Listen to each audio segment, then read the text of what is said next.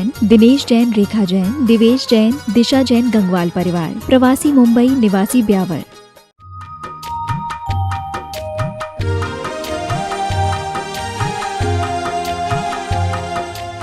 समस्त आचार्य संघ की अपमान को सहता आ रहा मान के लिए बस वह अपने उस मान के लिए अपमान को अनादिकाल से सहता हुआ आ रहा है। न जाने कब वह कौन, वह हम ही है, सो हम कि वह अपमान को हम अनादिकाल से सहते आ रहे हैं। केवल उस मान की पुष्टि के लिए कभी उस वीतरागता की ओर दृष्टि नहीं दी जो मानापमान से ऊपर बढ़कर है। कल अपन ने कहा था अपमानादयस्तस्य विक्षेपो यस्य चेत से है। जिसके मन में क्षोभ होता है उसे ही सताता है अपमान। क्षोभ जिसके मन में सताता है उसे अपमान। मूलाचार में भी आज सुबह जब पढ़ रहे थे तो त्रस की बहुत अच्छी व्याख्या करते हुए आया कि उद्वेजन बहुला त्रसा, जो प्राय उद्विग्न रहते हैं, क्षोभ में रहते हैं, कल भी आया था ना, तो ये पद्यानुवाद में वह हमेशा थोड़ा सा कुछ टिप्पणी कर देगा कोई सामने वाला तो वह खोल उठेगा, यही उसको अपमान या उचित सम्मान नहीं मिलेगा तो भी वह अपने आप को अपमानित महसूस करने लगेगा। यह मतलब स्पष्ट है कि अगर नमक का पानी, कल हमने उदाहरण दिया था, शरीर पर डाला जाए तो जलन वहीं होगा जहां पर कट लगा है। अपनी ट्यूबलाइट की स्विच दूसरों के हाथ में मत दो, अपने हाथ में रखो। हमने तो एक नहीं अनेकों पॉइंट बना दिए। ये तो यहाँ पर अपमान हमें दूसरे के द्वारा मिल रहा है या दूसरा हमारा अपमान कर रहा है, इस धारणा को तोड़ना है अपना। हम स्वयं अपमानित होते हैं। आप देखते हैं ना, जब छोटे बच्चे थे अपन तो जो चिढ़ता था ना उसको ज्यादा चिढ़ा, मम्मी मम्मी देखो ये मुझे चिढ़ा रहा है, मम्मी बोलती तू चिढ़ता क्यों है। जो जितना ज्यादा चिढ़ेगा उसको उतना ही ज्यादा चिढ़ाया जाएगा। प्रभावित जितना होंगे उतना ही वो हमारे लिए आगे बंद का कारण है। आज उसी की बात यहाँ पर कह रहे हैं कि जो मन में इस तरह के विकल्प उठते हैं उनको रोकने का उपाय क्या है, ये तो बता दो। हम किस प्रकार से उस मान और अपमान में समता धरें, बता रहे हैं खुद ही। आज की है कारिका, बहुत अच्छी कारिका, 39 नंबर की। आज पृष्ठ क्रमांक 61। यदा मोहात् प्रजायेते, यदा मोहात् प्रजायेते राग द्वेषो तपस्विनः तदेव भावयेत् स्वस्थः मात्मानं साम्यतः क्षणात्। तपस्विनः रागद्वेषो प्रजायते। यदा, यदा यानी जब, तपस्वी के रागद्वेषो किससे, मोहात, मोहात रागद्वेषो प्रजायते। मोह के कारण राग द्वेष उत्पन्न होते हैं। जब हमारा सामने वाले के प्रति या किसी वस्तु के प्रति मोह होता है तब उसमें राग और द्वेष उत्पन्न होता है। यानी मोह कौन है, उनका पिताजी बाबा जी, और उसके बेटे कौन है, राग और द्वेष, ये दो उत्पन्न होते हैं। फिर तदेव, उसी समय, स्वस्थम आत्मा ने, स्वस्थ इसको संधि विच्छेद कर देंगे तो स्वस्थम आत्मानम, स्वस्थ आत्मा की भावना करें, शुद्ध आत्मा की भावना करें। जो स्वस्थ आत्मा, शुद्ध आत्मा की भावना करेंगे क्षण भर में क्षणात साम्यते। वो राग द्वेष कैसे हो जाते हैं? समित हो जाते हैं, उपसमित हो जाते हैं, बैठ जाते हैं। जो घोड़ा बहुत नाच रहा हो ना, बहुत ज्यादा नाच रहा हो, उसका स्वामी उसकी नकेल पकड़कर थोड़ी सी ऐसे खींच देता है, उसके बाद में वो बिल्कुल ऐसे खड़ा हो जाएगा, गर्दन नीचे करके। तो यही स्थिति हमारे साथ में है। हम बाहर मोह के वशीभूत होकर राग द्वेष के द्वारा उस जो हमारी आत्मा है उसमें क्षुब्धता ले आते हैं, और यदि उसमें क्षुब्धता नहीं लाना है तो हमें शुद्ध आत्मा की ओर ध्यान देना है। शुद्ध आत्मा के जल से राग द्वेष की अग्नि तत्क्षण शांत हो जाती है। आग जल रही है, उस आग को काबू में कैसे लाया जा सकता है? बोलो। तो ऐसा नहीं है। हमारे यहाँ बताया गया कि अंधेरा होता है, उसको लठ से भगाने की आवश्यकता नहीं है। आप लठ लेकर मारो, वहाँ पर पहलवानी काम नहीं आएगी आपकी। पहलवानी को आप घर में रखो, वहाँ पर तो छोटा सा दीपक जला दो, वो अंधेरा पूरा का पूरा तत्क्षण भाग जाएगा। बस यहाँ पर भी शुद्धात्मा की ओर हम थोड़ी सी दृष्टि ले आएंगे, वो राग द्वेष की अग्नि तुरंत शांत हो जाएगी। हम क्या करते हैं, और उसमें पेट्रोल या डीजल डालने का काम करते हैं। अब लो, वो पहले तो आग थी, है ना? चार को कभी कम मत समझो। क्या क्या है पहले ही बताया था, बोलो। यहाँ बताया नहीं बताया पता नहीं। हमने कहा इन चार को कभी कम मत समझो। अणथोवम वणथोवम अज्ञिथोवम कसायथोवम च नहु में विशसी यवम थोवम पीहु तम बहु होई। यहाँ पर हम इन चार पहले कारिका में, इसमें समण सुत्तम की कारिका है ये, जिसको जैन गीता की उपाधि मिली है, समण सुत्तम उसकी कारिका।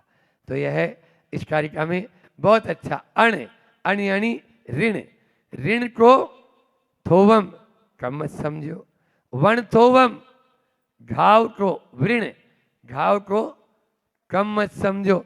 अग्नि थोवम अग्नि को, कसाई की अग्नि बताइए आपको, हाँ, उस आग को कम मत समझो। और कसाय थोवम चे, कसायों को भी कम मत समझो। अरे ये तो थोड़ी सी ही है, थोड़ी सी कुछ नहीं है। 2 बार उपसम श्रेणी चढ़कर 11वें गुण स्थान तक टच होकर वापस नीचे आ जाते हैं मिथ्यात्व में। बोलो। जो कसाय को बिल्कुल नेस्तनाबूत कर दिया था, पछाड़ डाला था, सूक्ष्म लोभ वो भी चला गया था, फिर भी ऐसी उखड़ आती है। या तो कालक्षय और या भवक्षय, नीचे आने के 2 कारण बताए। तो यहाँ पर भी ऋण और वृण, घाव, अग्नि और कसाय, इन 4 को कभी कम नहीं समझना। कब हमारी कसाई बढ़ जाती है कोई पता नहीं। इसलिए जितना बच सके उतना अपन को बचना चाहिए। राग और द्वेष, इन दोनों से अपन को दूर रहना है। राग और द्वेष की सबसे सरलतम परिभाषा बता दूं, है ना, कि दूसरों के दोष भी गुण लगने लगे तो ये क्या है? राग। और दूसरों के गुण भी जब दोष दिखने लगे तो ये क्या है? द्वेष। इससे सरल परिभाषा और क्या है बताओ? दूसरों के जो गुण हैं वो दोष नजर आएंगे तो द्वेष से ही आएंगे, और दूसरों के जो दोष हैं वो गुण नजर आएंगे तो वो राग से ही नजर आएंगे। 2 दिन पहले आपने हरिवंश पुराण में कथा सुनी थी कि वह नारद, पर्वत और वसु की कथा थी। माँ के लोभ में, माँ के बेटे के मोह में माँ ऐसी पागल हो गई कि उसने राजा तक को गुरु दक्षिणा मानकर कह दिया कि आपको इस प्रकार से व्याख्या करनी है। ये है ये क्यों हुआ? क्योंकि बेटे का अब दोष नजर नहीं आ रहा। अब इस बेटे को बचाया कैसे जाए, ये है। तो इस प्रकार से यहाँ इस कारिका के माध्यम से यही कह रहे हैं कि ये राग और द्वेष, ये बीमारी अनादिकाल की है। और बीमारी जितनी पुरानी होती है ना, दवाई भी उतनी पावरफुल चाहिए। समझ में आ रहा है? हाँ, छोटे मोटे डोज से काम चलने वाला नहीं, उसके लिए आपको डोज भी बढ़ाना होगा। हाँ, इतना जरूर देख लेना अपने भीतर में झांक कर कि हम जब औषधि ले रहे हैं तो बस बीमारी बढ़ना नहीं चाहिए। भले ही वो कट नहीं रही पा रही अभी, कोई बात नहीं, लेकिन बढ़ तो नहीं रही ना। ये भी शुभ लक्षण है। क्या बताया? ये भी शुभ लक्षण है कि हम जो है शुद्धात्मा के उस ध्यान की ओर अपने कदम बढ़ा रहे हैं। तो इसके माध्यम से हमारी बीमारी अब आगे बढ़ेगी नहीं, अभी कम नहीं हो रही है। कोई बात नहीं, आगे जब आप इस मार्ग में आ जाएंगे और रत्न तरह को अंगीकार करेंगे तो अपना आप ही आगे बढ़ जाएंगे। बस साधु बनने के बाद, व्रती बनने के बाद हमें प्रतिपल अपने भीतर में झांक कर इसी बात को हमेशा देखते रहना है कि इन दिनों में मेरे परिणाम उस व्रतों को लेने के बाद कहीं संश्लेषित तो नहीं हो रहे, कहीं दूषित तो नहीं हो रहे, अन्यथा बाहर के बाने में तो हम नजर आएंगे और भीतर में हमारे परिणाम कुछ और ही चलते रहेंगे। इसलिए दवा का उपयोग किया है तो उसका प्रभाव भी होना चाहिए। आगम में बहुत अच्छी कथा आती है कि किस प्रकार से अभी यहाँ पर अपन ने पढ़ा कि तदेव भाव ये स्वस्थम आत्मानम साम्यते क्षणात, वह जो स्वस्थ आत्मा है तुरंत साम्य को प्राप्त हो जाता है। परिणामों पर ही यह आधारित है। धर्मरुचि महाराज की कथा बहुत मार्मिक कथा और भावनात्मक कि किस प्रकार से हम अपने भावों को उत्कृष्ट कर सकते हैं। राजगृही नगर की ये घटना, राजगृही के उद्यान में बाहर उपवन में मुनि महाराज तपस्या कर रहे हैं और उधर से ही राजा श्रेणिक का गुजरना हुआ। राजा श्रेणिक गुजरे तो उन मुनि महाराज की मुद्रा कुछ अलग ही टाइप की थी। कोपाविष्ट, ऐसे आग बबूला और भौहें बिल्कुल चढ़ी हुई, दांत बिल्कुल कटकटा रहे हैं, होठ फड़फड़ा रहे हैं और पूरा शरीर गुस्से में लाल पीला हो रहा है। राजा श्रेणिक को लगा ऐसी स्थिति मुनि महाराज की तो नहीं होती है, ये मुनि महाराज ऐसे कैसे, और वो भी इतने कोपाविष्ट, आज तक कभी नहीं देखा। राजा श्रेणिक जैसे ही समूह शरण में गया तो प्रश्न पूछता है, भगवान अभी मैं ऐसे ऐसे मुनि महाराज जी के दर्शन करके आया हूं, उनकी कौन सी गति होगी। श्रेणिक इसी तरह यदि वो अंतर्मूर्त ठहर गए तो वे 7वें नरक की आयु के योग्य परिणामों को कर लेंगे। 7वें नरक की आयु के परिणाम। इधर से राजा श्रेणिक को चिंता तो थी, वापस आया तो वहां तो नजारा ही पूरा पलट गया। अद्भुत नजारा देखता है, स्वर्ग से देवता, देवांगनाएं, अप्सराएं सब उतर रहे हैं और मनुष्य तिर्यन सब जा रहे हैं वहां। क्यों जा रहे हैं? वहां तो समूह शरण की रचना, उनको तो केवल ज्ञान की प्राप्ति हो गई, वहां पर समूह शरण की रचना हो गई। बोलो, इतनी देर में ये है साम्यते क्षणात उपशम, समन हो जाता है क्षण भर में। काय से? शुद्ध आत्मन है, स्वस्थ आत्मन है। उस स्वस्थ आत्मा के माध्यम से जब राजा श्रेणिक फिर से, भगवान तो झूठ नहीं बोल सकते, भगवान जो जो देखी वीतराग ने सो होसी वीरारे। हाँ, बहुत सारे लोग बोलते हैं ये वाला, तो वीतराग भगवान ने देखा है तो वो तो 7वें नरक की हो जाएंगे बोला था। समझ में आ रहा है? क्योंकि भगवान भी भविष्य को भविष्य में और भूत को भूत में और वर्तमान को वर्तमान रूप में देखते हैं। ऐसा नहीं कि वो जिस रूप में है उसी रूप में देखेंगे।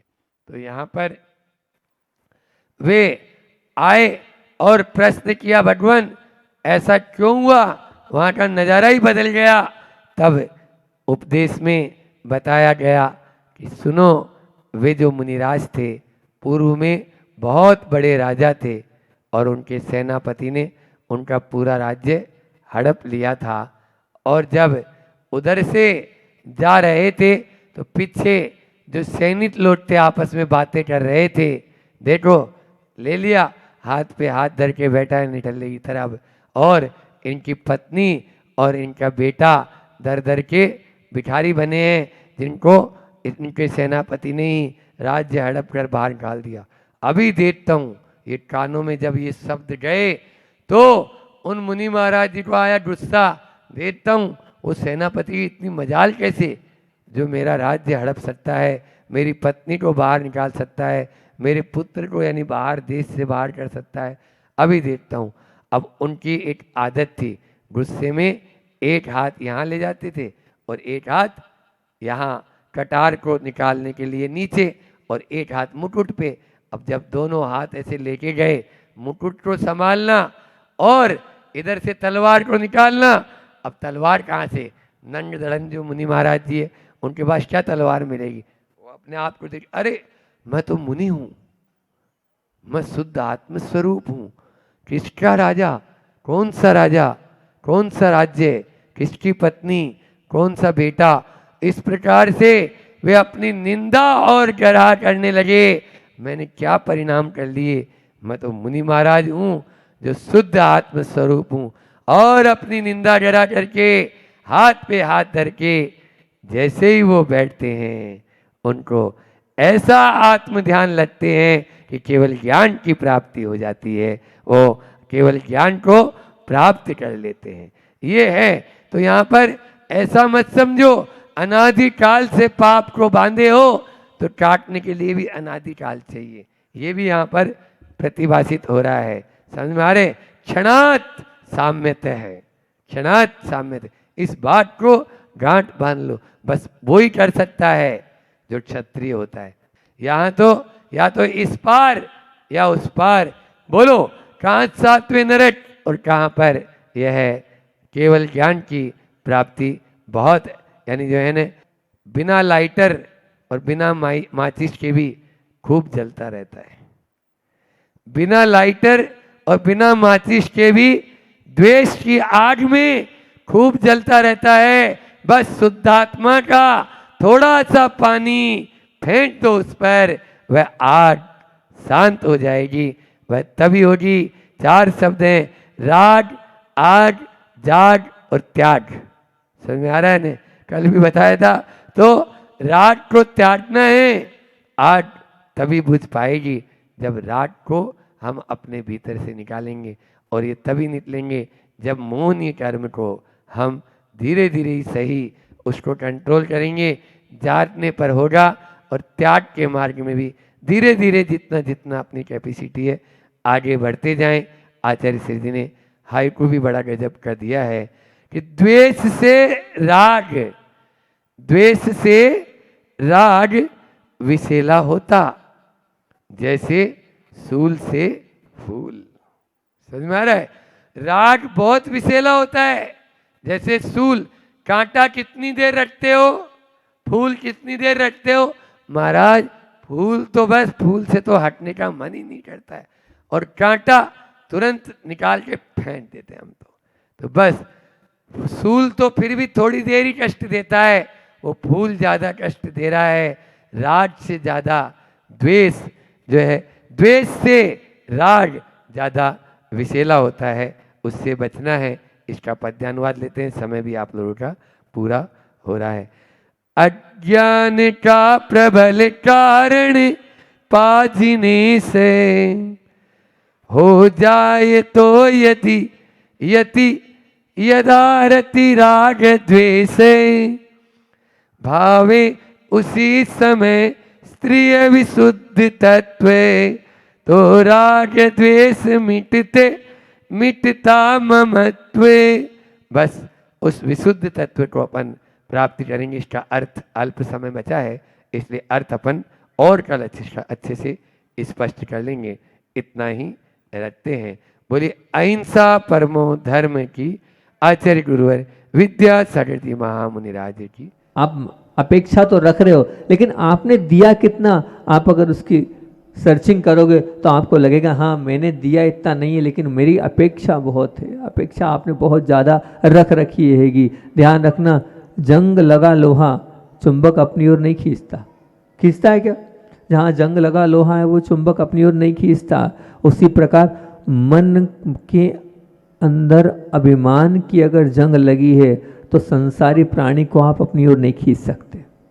निश्चित मान के चलना, अगर आपके मन में अभिमान की जंग है तो दुनिया आपके ऊपर आकर्षित नहीं होगी, दुनिया आपको चाहेगी नहीं, दुनिया आपको पसंद नहीं करेगी। ये बात फैक्ट मान के चलना आप, क्योंकि वात्सल्य का वास मन में है, सभी खींचे चले जाएंगे। आपके पास वात्सल्य है तो सभी लोग आपसे जुड़ते चले जाएंगे, आपके पास आते चले जाएंगे। अगर वात्सल्य नहीं है तो पूरी दुनिया और पूरा संसार आपसे दूर होता चला जाएगा। कोई अपने प्रिय व्यक्ति की सूची में हमें स्थान दे रहा है, ये सोचने के बजाय हमने प्रिय व्यक्ति की सूची में उसको शामिल किया कि नहीं, इसको जांचो आप। मुझे वो पसंद कर रहा नहीं, मैंने उसको पसंद किया कि नहीं, और अपने प्रिय व्यक्ति की सूची में उसको शामिल किया कि नहीं, इसका आप जांच, इसकी आप परीक्षण करते रहोगे तो बहुत अच्छी बात है। जिसे मात्र प्रभु ही प्रिय है वो परमात्मा नहीं बन सकता। जिसे मात्र प्रभु ही प्रिय है वो परमात्मा नहीं बन सकता, परंतु प्रभु के साथ साथ प्रभु के परिवार में आने जाने वाले इस जगत के सारे जीव जिसे प्रिय हैं वही परमात्मा बन सकता है। जितने जीव हैं उन सबको वो प्रेम करेगा तभी परमात्मा बन सकता है। अगर प्रभु प्रिय हैं और अब इस जगत जीव मात्र अगर प्रभु प्रिय हैं और प्रभु बनना चाहते हैं तो अब इस जगत के जीव मात्र को हमें प्रिय बनाना होगा, तभी आप मंजिल पर पहुंच सकते हो। प्रयास करना होगा तभी आप मंजिल पर पहुंच सकते हो। लेकिन वो प्रेम कैसा? वो प्रेम कैसा? निस्वार्थ भाव वाला प्रेम। अंदर से थोड़ा बहुत भी आपके अंदर स्वार्थ नहीं होना चाहिए। जो इंसान खुद के लिए जीता है उसका एक दिन मरण होता है, और जो इंसान दूसरों के लिए जीता है उसका स्मरण होता है। क्या बोला? जो इंसान खुद के लिए जीता है उसका एक दिन मरण होता है, और जो इंसान दूसरों के लिए जीता है उसका स्मरण होता है। आप चाहते हो कि मेरा स्मरण हो तो आपको अपने लिए नहीं, अपना जीवन दूसरों के लिए जीना है। दूसरों के लिए आप अपना जीवन जियोगे तो निश्चित तौर से आपको याद नहीं रखा जाएगा, युगों युगों तक आपको याद रखा जाएगा। एक बहुत बड़ी होटल थी और उस इतनी बड़ी होटल में एक ऐसा व्यक्ति पहुंचा जो अपनी कैपेसिटी के हिसाब से, इतनी बड़ी होटल में वो कैसा, आज जो भी आप वो स्टार जो भी बोलते हैं, इतनी बड़ी वो होटल थी, वो कैसे क्या आप ले जाओगे। पर वो व्यक्ति पहुंचा, गरीब व्यक्ति था, और उस होटल में वो पहुंचा तो सही, एक बालिका साथ थी जो कि लग रहा था कि सरकारी विद्यालय की पढ़ी हुई, ड्रेस से ही लग रहा था कि सरकारी विद्यालय में वो बालिका पढ़ती होगी, अध्ययन करती होगी। और वो अपने पिता के साथ वहाँ बैठी, कहाँ, अंदर होटल में नाश्ता भोजन जो भी मिलता है उसको करने के लिए। जब वेटर आया तो वेटर ने अपना पूरा मेनू दिखाया, क्या चाहिए, तो जो बालिका को पसंद था वो वाली वस्तु उन्होंने टिक कर दी और कहा एक प्लेट ले आना। कितनी ले आना? एक प्लेट ले आना। तो वो जो वेटर था उसने उस बालिका को देखा, बहुत मासूम सी वो बालिका दिख रही थी, उस पिता की ओर देखा। वेशभूषा से समझ में आ रहा था कि ये लोग बहुत गरीब हैं, लेकिन इतनी बड़ी होटल में आ गए हैं। तो उन्होंने कहा क्या दो नहीं? बोले नहीं, एक ही प्लेट, मेरे पास इतना ही पैसा है, एक ही प्लेट, मेरे पास इतना ही पैसा है। बड़ी ऐसी बात जब उसने बोली तो बोले ऐसी बात है कि मेरी बालिका पूरे शहर में 10वीं के रिजल्ट में प्रथम स्थान इसने प्राप्त किया है। और मैंने इससे कहा था बेटा कि तुझे इस शहर की सबसे बड़ी होटल में ले जाकर मैं तेरी जो पसंदीदा डिश है वो खिलाऊंगा। मेरे पास इतना ही पैसा है, मैं सिर्फ इसको ही खिला सकता हूँ, अपने लिए मैं नहीं रख सकता हूँ, ये मेरी गरीबी है। तो वेटर ने उसको देखा, उस बालिका को देखा, और जो कहते हैं ना दूसरों के लिए जीता है, दया और करुणा होती है, तो वो अंदर आया और अंदर आने के बाद अपने मालिक से बोलता है, हे मालिक, मेरी भावना ये है कि वो बाप बेटी दोनों बैठे हैं, उस बेटी ने पूरे जिले में प्रथम स्थान प्राप्त किया है और पिता यहाँ पर लाया है उसको उसकी खुशी को शेयर करने के लिए इस होटल में भोजन कराने, नाश्ता कराने लाया है, पर उनका इतना पैसा नहीं है कि वो दोनों खा सके। बेटी तो खा लेगी लेकिन पिता भूखा रहेगा। मेरी इच्छा है कि आप मेरी तनख्वाह से आप भले पैसे काट लेना, परंतु उसके लिए भी आप एक प्लेट की परमिशन दो ताकि मैं दोनों को ले जाके दे सकूं। मेरा मन नहीं मान रहा है कि वहाँ बेटी को दें और पिता को नहीं दूं। तो जब वो देखता है, मकान जो होटल का जो मालिक है वो देखता है और देखते ही बोलता है, अरे ऐसे कैसे, उसको भी दो और उसकी घर में माँ होगी उनके लिए पैक करो, और साथ में सुनो अपनी तरफ से पैकेट दो मिठाई के बांध कर, ताकि वो जो है प्रथम आई है वो उनकी नहीं अपनी भी बेटी है, तो आपको उसके लिए ये सब पैक करके देना आएगा। जब वो वहाँ जाता है और वो बोलता है भैया मेरे पास पैसा नहीं है, तो बोले नहीं नहीं आपसे पैसे कौन मांग रहा है, आपसे पैसे थोड़ी मांगे दे रहे। बोले नहीं नहीं मैं इस प्रकार से नहीं खा सकता हूँ। तो फिर जो मालिक था वो देख रहा था उस दृश्य को, वो अपनी सीट से उठकर आया और सीट से उठकर आने के बाद वो बोलता है, बोले ये जो बेटी है प्रथम आई है ना, हाँ तो ये क्या बेटी आपकी है? हमारी बेटी नहीं है। अगर आप अपनी ही बेटी मानते हो और अगर आप हमारी बेटी नहीं मानते हो तो ठीक है, कोई बात नहीं, लेकिन हम तो इसको अपनी बेटी मानते हैं, तो इसलिए जितनी खुशी आपको उससे ज़्यादा खुशी मुझे है, उससे ज़्यादा खुशी मुझे है। अब वो पिता भी रोने लगा और वो जो बेटी थी वो भी रोने लगी, और उन्होंने स्वयं ने, जो होटल के मालिक थे, उन्होंने अपने हाथ से बेटी को भी खिलाया और वो जो रिक्शे वाला था, ऑटो रिक्शे वाला था, जो गरीब व्यक्ति था, उसको भी खिलाया। बहुत ही अच्छा दृश्य था। समय बीतता है, कालखंड बीतता है, और कुछ समय के बाद की बात हैगी, और कुछ समय बाद वो बालिका जो उस समय आसरा दिया था, तो उस बालिका ने कहा था कि आपने इतना बड़ा सहारा और इतना बड़ा आसरा दिया, निश्चित आपका यह प्रोत्साहन मैं हमेशा याद रखूंगी। और जो लोग कहते हैं ना स्मरण किया जाता है, हमने आपसे बात की थी, तो स्मरण उन्होंने किया और याद रखा, और याद रखने के बाद हुआ ये कि उस बालिका ने अब मेहनत करते हुए इतनी मेहनत करी कि वो IAS ऑफिसर बन गई। ये सत्य घटना है। कलेक्टर बन गई। कलेक्टर बनने के बाद उसी स्थान पर उसका पोस्टिंग हुई। तो सबसे पहले वो पहली तनख्वाह जब उसको मिली तो वो कहाँ आई? उसी होटल में आई। और जब उस होटल में आई तो पहले से बता दिया कि यहाँ की नई कलेक्टर आई है, और वो जो नई कलेक्टर आई है वो सबसे पहले आपने यहाँ होटल में आ रही है। पूरी होटल को सजाया गया, धजाया गया कि यहाँ का जो कलेक्टर है वो होटल में आ रहे हैं। कलेक्टर छोटी मोटी हस्ती तो होती नहीं है, सब लाल बत्ती चलती है, आगे पीछे लोग चलते हैं, तो बस पूरा तैयारी रही। और जब वो उतर के आई, उतरने के आने के बाद उन्होंने क्या कहा, वो कलेक्टर उतरी, तब वो नहीं समझ पाए, जो कौन होटल मालिक नहीं समझ पाया कौन, वो तो अभिवादन कर रहा था। उसने बिठाया, बिठाने के बाद उसने यही कहा कि आज मेरी ओर से पूरे स्टाफ को भोजन है, मेरी ओर से पूरे स्टाफ को भोजन है। तो बोले हाँ, तो वो जो मालिक थे वो बोले हाँ हम तो हमारा तो ये बिजनेस है, हम कैसे भोजन करेंगे? बोले नहीं, आपको भी हमारे साथ भोजन करना होगा। तो पहचान नहीं पाए, तो बोले आप मुझे पहचान नहीं रहे हो, आपने उस वक्त मेरी पीठ थपथपाई थी और मेरा प्रोत्साहन दिया था। मैं वही बालिका हूँ, वो छोटी सी बालिका हूँ जब मैं 10वीं क्लास में थी और टॉप किया था और आपने मुझे प्रोत्साहन दिया था। आज मैं IAS ऑफिसर बन चुकी हूँ और पहली तनख्वाह मिली है, उस पहली तनख्वाह से मैं आपको भी भोजन कराना चाहती हूँ और पूरे स्टाफ को भी भोजन कराना चाहती हूँ। ये होता है, स्मरण रखा जाता है। जो मैंने बात बोली, जो इंसान खुद के लिए जीता है उसका एक दिन मरण होता है, लेकिन जो इंसान दूसरों के लिए जीता है उसका स्मरण होता है।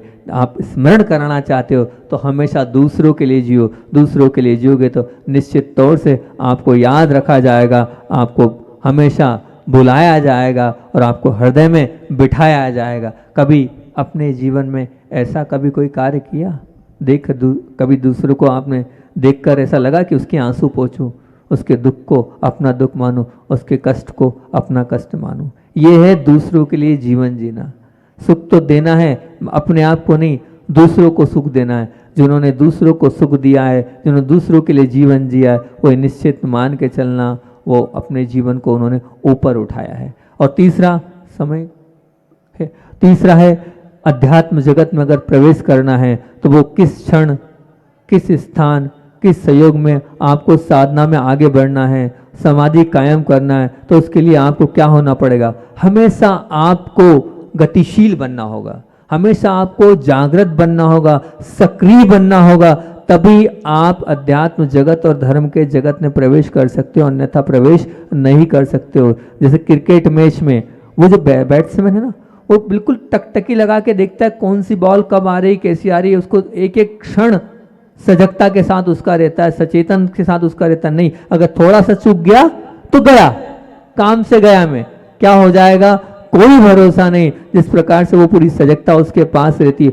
उसी प्रकार अगर आपको अध्यात्म जगत में प्रवेश करना है तो आपको सब तरह से आपको सचेत रहना पड़ेगा, अपने अंतरंग में देखना पड़ेगा। कभी समतामय जीवन भी होगा, कभी क्षमामय जीवन भी होगा, कभी मित्रता वाला व्यवहार भी होगा, कभी अनुमोदना वाला व्यवहार भी होगा। लेकिन अगर आप असावधान रहे, निष्क्रिय रहे, तो उसे आप चल नहीं सकते। प्रत्येक अवसर को आपको समझना होगा और प्रत्येक अवसर का आपको लाभ उठाना होगा, तभी आप अध्यात्म जगत में प्रवेश कर सकते हो, नहीं तो नहीं प्रवेश कर सकते। मौका मिला और छोड़ दिया। तो एक भाई था, बहुत सुंदर एक युवती को देखा, और जैसे उस युवती को देखा उसने कहा बस सब कुछ छूट गया, मुझे इसी से विवाह करना है। मुझे किससे करना है?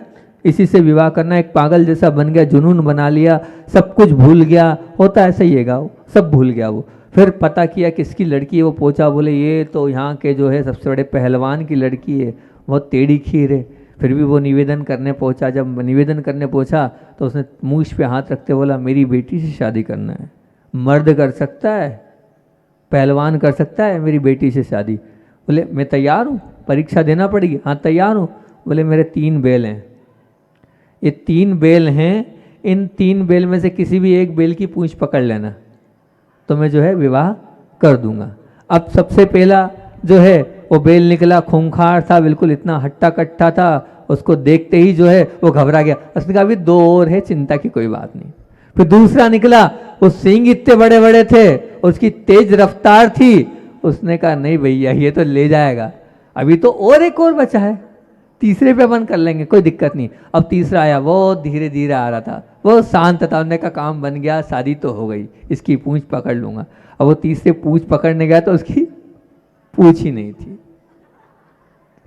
तीसरे में उसकी पूंछ ही नहीं थी। अब उसने सोचा क्या करूं, बताओ, यही है आपको मौका मिल रहा है, कल कर लेंगे, चौका भी लगा लेंगे, क्या दिक्कत है, शुद्ध भोजन परसों कर लेंगे, अभी तो बहुत दिन है, क्या दिक्कत। हमारे महाराज जी 4-5 महीने रुकेंगे, मौका मिलता रहेगा, मौका मिलेगा, क्या चिंता है। ऐसे ही सोचते सोचते रह जाओगे और छोड़ दोगे आप।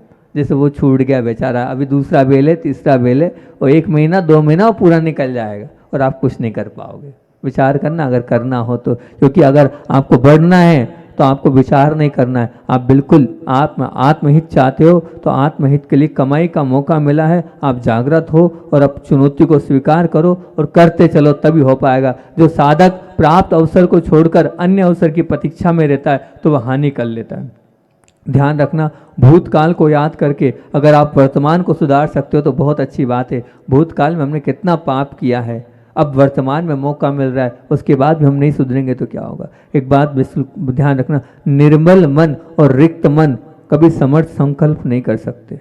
ध्यान से सुनना, बहुत अच्छी बात। निर्मल मन और रिक्त मन वाला कभी भी समर्थ संकल्प नहीं कर सकता।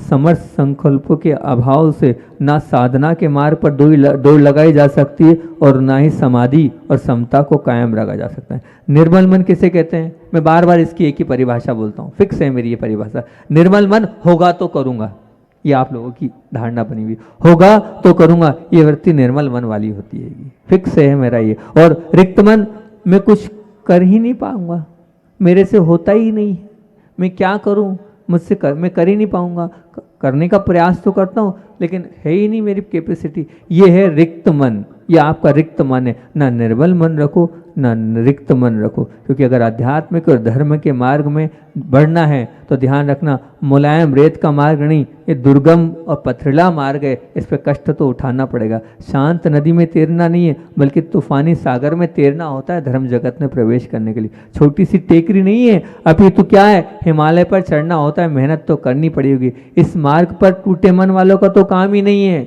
और ना ही यहाँ पर कैसे फूटे मन वालों का काम है, ना टूटे ना थके मन वालों का काम है, ना फटे मन वालों का काम है। यहाँ तो ताजगी भरे, उत्साह भरे, हिम्मत भरे, शोर भरे मन वालों का ही कार्य है, वही यहाँ तक आ सकता है। उत्साह होना चाहिए, करेंगे, हिम्मत होना चाहिए, करेंगे, शोर होना चाहिए, नहीं करके दिखाएंगे, तभी आप प्रवेश कर पाएंगे, नहीं तो कोई मतलब नहीं है। ध्यान रखना, मैं बार बार कहता हूँ, जिसके होठों पर हंसी और पाँवों में छाले होंगे, वही प्रभु तेरे ढूंढने वाले होंगे, वही गुरु तेरे सच्चे भक्त होंगे। नहीं तो सब खोटी खोटी बात है, ताली ताली बज रही, ताली से कोई लेना देना नहीं। ध्यान रखना, मार्ग पर असीम पीड़ा के बाद उसका जो पुरस्कार मिलता है वो सब प्रकारों से सर्वोत्कृष्ट सुख होता है। अगर सर्वोत्कृष्ट सुख चाहते हो तो मेहनत करनी पड़ेगी, आपको आगे बढ़ना होगा, आपको जब भी आपका कल्याण हो पाएगा, अन्यथा कल्याण नहीं हो पाएगा। बार बार हम कह रहे हैं, उसके बाद भी अगर नहीं हो पा रहा है तो हम समझेंगे हो सकता है। आगम में आता है कि अगर आप प्रतिमा के लिए बार बार बता रहे हो कि प्रतिमा ले ले ले ले ले ले, अब सब कुछ है, हुआ भी है, निमित्त भी है और सब करने वाले भी, और अगर प्रतिमा नहीं ले रहे हैं तो दीदी बताओ फिर उनका क्या होगा? उनका गुण मतलब वो उनने निश्चित तौर से क्या कर लिए, नीच गति का बंद कर लिया है, त्रियंच गति या नरक गति का बंद हो गया है। इसलिए तो गुरु समझा रहे हैं, सब बता रहे हैं, उसके बाद भी आप तैयार नहीं हो तो आप अन्यथा मत लेना। हो सकता है भैया गति जो है आपका ऐसा बंद हो गया है तो आप तैयार नहीं हो रहे हो, आपकी मानसिकता नहीं बन रही, आपके भाव नहीं बन रहे, आपके परिणामों में इस प्रकार से भाव नहीं बन रहे कि हमें करना चाहिए। करेंगे तो बहुत अच्छा होगा। इतना ही रखते हैं, आचार्य भगवान का संस्मरण जरूर सुना दें।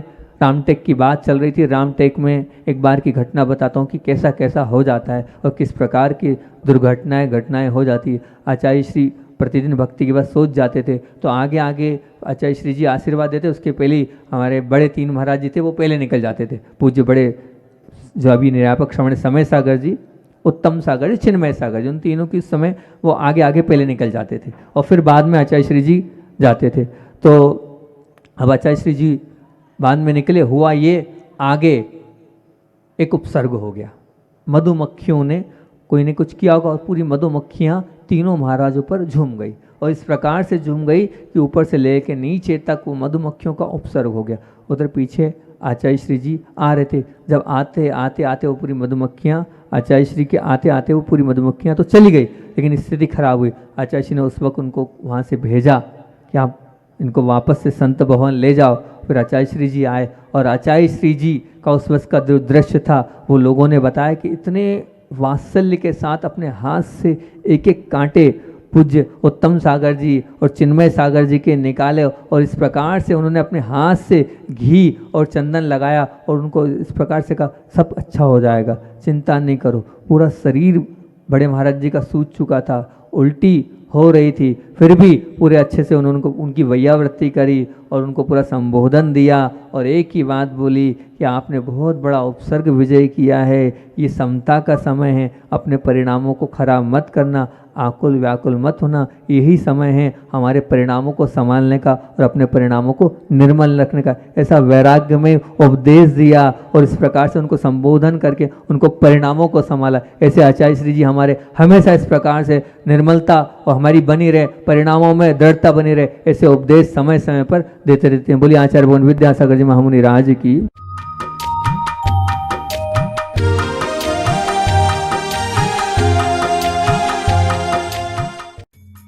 इस कार्यक्रम के पुण्यार्जक थे माता पिता श्रीमान रूपचंद जी जैन, श्रीमती कमला जैन, दिनेश जैन, रेखा जैन, दिवेश जैन, दिशा जैन गंगवाल परिवार, प्रवासी मुंबई।